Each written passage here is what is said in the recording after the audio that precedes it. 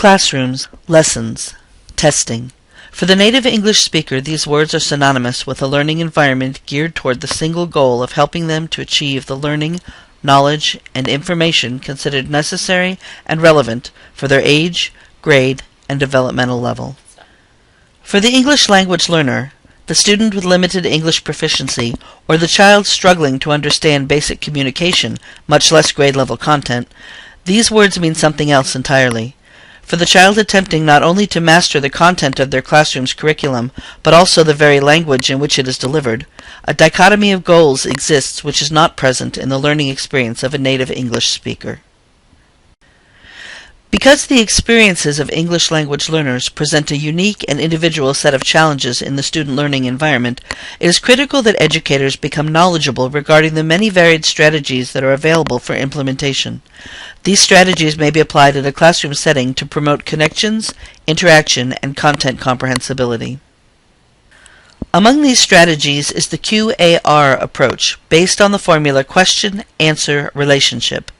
This strategy may be implemented while interacting with the English language learner and used to develop text organization, recognition of correlating content, extrapolation of information, and even application of life experience as related to a content-based inquiry.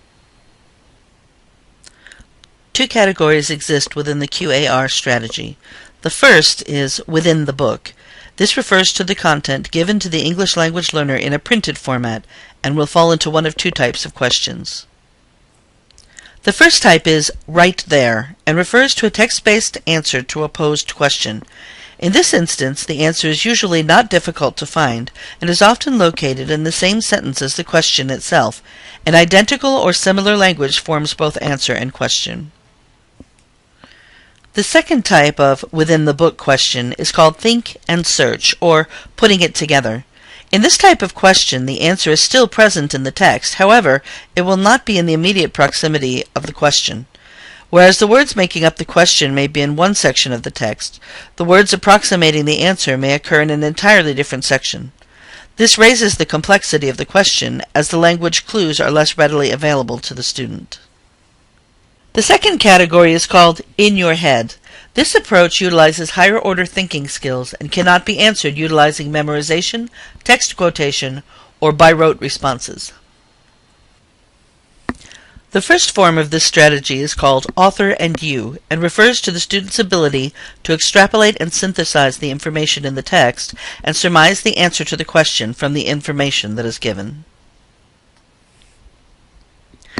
The second form of this strategy is called on your own and implies that the answer to the question does not appear in the text at all. Rather, it infers the necessity of drawing on personal knowledge and life experience in order to answer the question.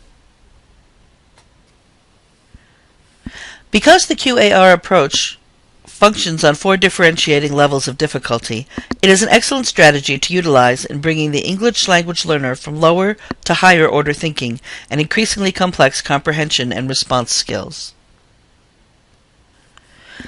As educators continue to develop strategies for English language learners and incorporate those strategies into the classroom, they may build their approaches on the foundations of strategies such as these in the endeavor to increase the interaction, learning, and comprehension of the English language learners that they serve.